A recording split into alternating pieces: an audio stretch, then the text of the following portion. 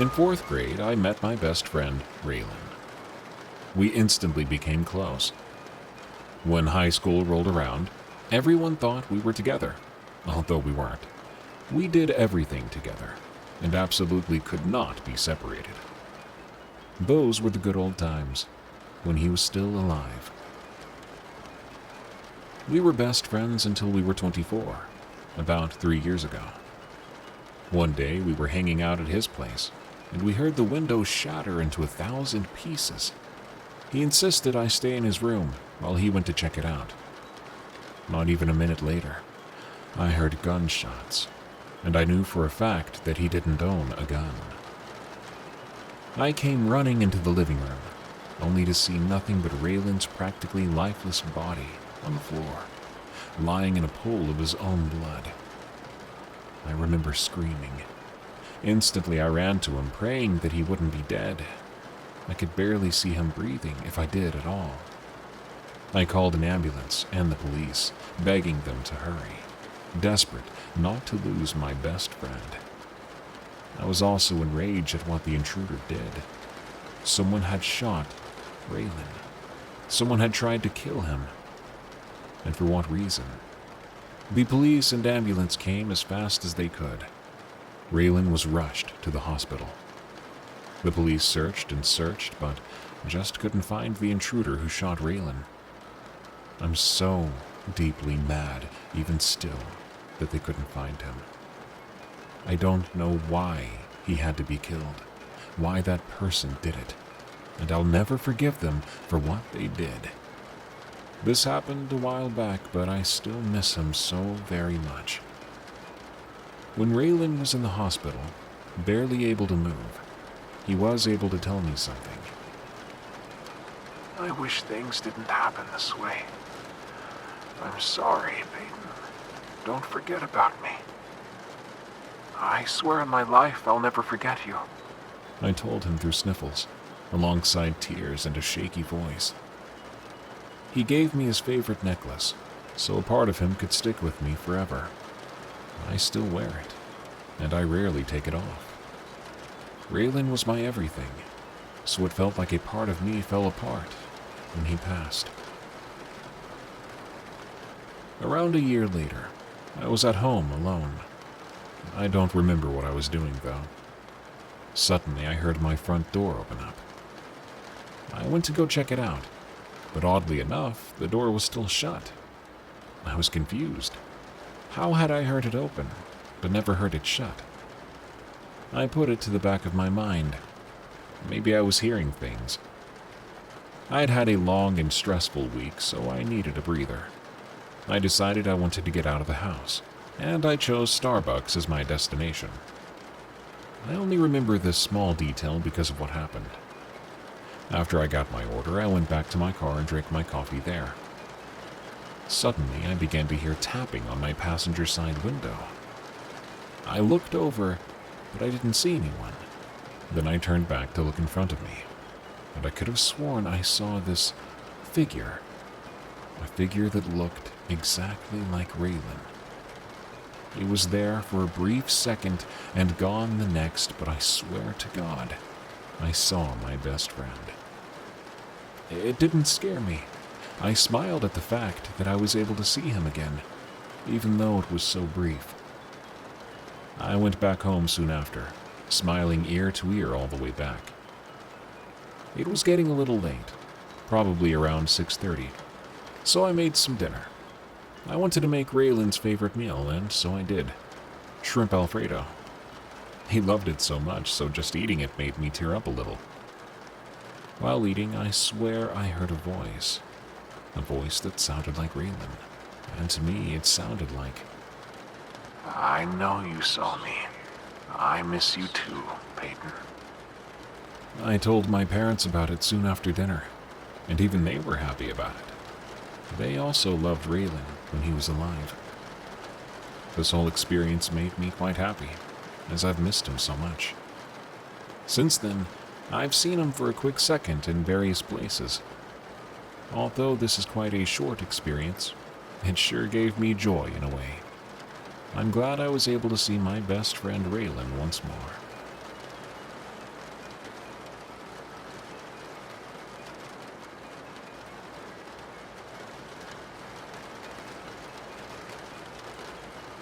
The story begins in October of 2021. I was watching over my parents' home while my mom was in the county hospital due to a lung disease called pulmonary fibrosis. It's tough to know that one day you'll smother to death from lack of oxygen. However, this story begins at my family home in south central Kentucky. I own the place now, a 10-acre small farming homestead that's been in the family since 1974, just after my parents were married. It's situated right there on the Tennessee-Kentucky line. So on that night, my baby brother, who has since passed on from this life to the next, was with me. While everyone else was at the hospital with my mom, we were about to go to bed. I lay down, but I couldn't seem to fall asleep. I had this feeling of dread and uncomfortableness seeming to engulf my mind. I couldn't shake it off. I couldn't drift off to sleep. So I got up from my warm bed. It was a somewhat cool night, so I wrapped up in a blanket to stay warm. I walked over to my desk and sat down to read for a while. As I was reading, I heard something outside the front door. Something like a whistling sound, or some sort of long chirp. It kept getting louder as I sat there, very tired from all the work I'd done that day. Finally, the noise got so loud, I rose from my seat and walked over to the front door. Now, my parents had a very tall flower stand in the front yard, which was 7 feet and 6 inches tall from top to base. This is where things get a bit hairy. So I looked out the front door. Lo and behold, I see this huge black figure. It was at least a foot taller than the flower stand. I know this because the figure was standing not 2 feet from it. As I unlocked the door, as quietly as possible, I stared at this thing for what seemed like forever, before it suddenly began to walk away from the stand to the back of an old worn-down garage that my grandpa built in the 80s for my dad. Then it was out of sight. My mom, my dad, and baby brother are all gone now. It's only me and my 2 girls left. This thing didn't look like anything I've seen before. It wasn't a Bigfoot, it didn't have antlers. It was just huge, hairy, and black as coal. I didn't see its face at all. It had moved to the other side of the road and into the forest.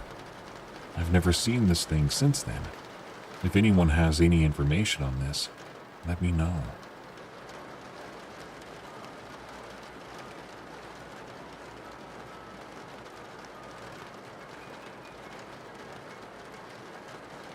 It happened about 10 years ago, when I was 13.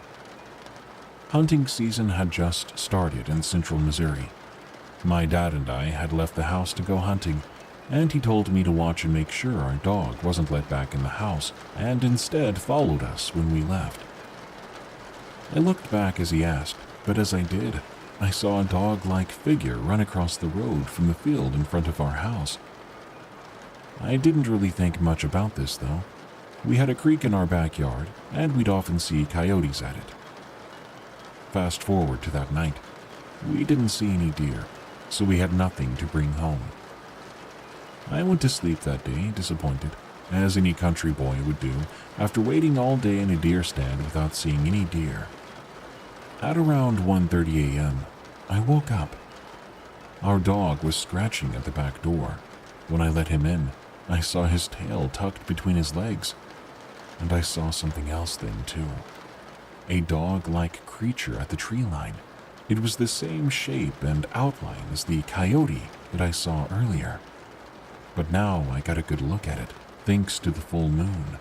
It was definitely the same size as what I saw that morning, but bizarrely enough, there was what looked to be torn-up cloth on its body. It had black fur and piercing red eyes. I could feel it staring right into my soul. Then I watched it stand up on 2 legs before it howled. At an alarming speed, it turned around and ran away. I could have sworn when it got on top of our sledding hill, I saw it turn around again, look at me, and grin. After that night, I never saw it again, and I didn't share this experience with anyone. My parents were the type, after all, that always found a simple explanation for everything. I did see signs of it, though, like a scratch mark 10 feet up a tree and a set of tracks that started on all fours and crossed a creek before continuing on two. Every now and then, I hear a howl, too. I want to say I was scared, but really I felt calm. It gave me a feeling like I knew it, that it wouldn't hurt me. Update. I've begun sharing this story around the campfire as a campfire story, so as to not sound crazy, and I would tell it in third person. Not long after that, I ended up finding out that my dad saw it too. He was working in the field late on a night with a full moon. He then saw this thing on a hill howling at the moon. This startled him, as he was quite a ways away from our house. After that, our dog became an inside dog. Though I had a feeling the thing wouldn't have hurt him, as he wouldn't have hurt me. Then again, who can say for sure?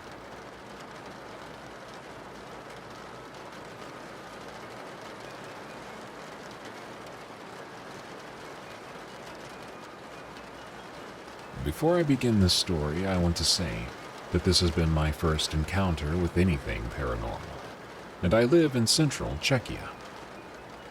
Please correct me if I see the creature as some other folklore creature, because it's just what it seems to be. This story happened around 2022 in the late summer. I was outside with my friend riding our bikes, as we usually did. He mentioned to me a small forest where his friend had thrown a party a few days ago. It was around 20 minutes away from where we were, and we decided to go there together. At the time, it was 3 p.m., so we had all the time we needed, really.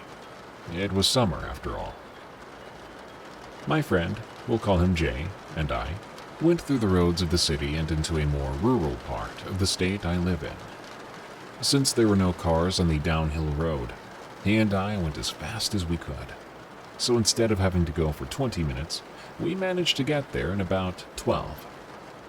I was an adrenaline junkie back then, so the feeling of riding downhill on a bicycle at 50 kilometers an hour was a great experience for a kid like me.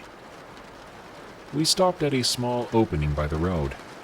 It led to a tree-covered path. As soon as I started going down the path on my bike, I got this weird, eerie feeling from the place. Even though it was bright and sunny outside, the thick forest and leaves made it quite dark in the woods. Furthermore, I pushed through the weird feeling I got from the place, and as we got to the center of the forest, where a burnt-out campfire was, I jumped off my bike and put down my bag. Even though it was a particularly hot day, the forest felt cold and sent shivers down my spine. I then placed my bag on a small bench next to the campfire, pulling out a bottle of water and offering some to Jay. We started to play some music, chatting and showing each other memes, laughing and joking about things. I then showed Jay my knife that my cousin had given me for my birthday earlier in the year. He thought it was cool. As I was showing him the knife, we heard an ear-piercing scream from around the corner in a group of bushes and trees. Except something about the scream felt off. It felt off in a way, like something was trying to mimic a voice, trying to sound like a woman in pain, but not completely accurate. Jay and I exchanged terrified looks, eyes darting around afterwards. We put all our stuff back in our bags and jumped onto our bikes. We got the heck out of there. I swear, as we were leaving, though, I looked back, and there, behind a tree, I saw two white glowing eyes staring back at me from the darkness of the forest. As soon as Jay and I hit the road, we rode away as if our lives were on the line, which they might as well have been. As soon as we made it into a more populated area, we finally slowed down to catch our breaths. Between panting breaths, I asked Jay, "Dude, what the heck was that? Did you also hear that?" He looked back at me, fear clear in his eyes, and nodded. He then verbally agreed. Now, I'm a guy who is really into paranormal stuff, and I believe the thing we encountered was a skinwalker. Even after 2 years, I'm still terrified of going back there. I've been there once since the incident, and when I was there again, there was an old man. He had a huge old gash under his eye. We asked him if he knew about anything paranormal going around these parts, but he just shrugged, said he didn't know what we were talking about. Looking back at the situation I was in, I think if I would have acted a little later, I may not be here to tell the tale.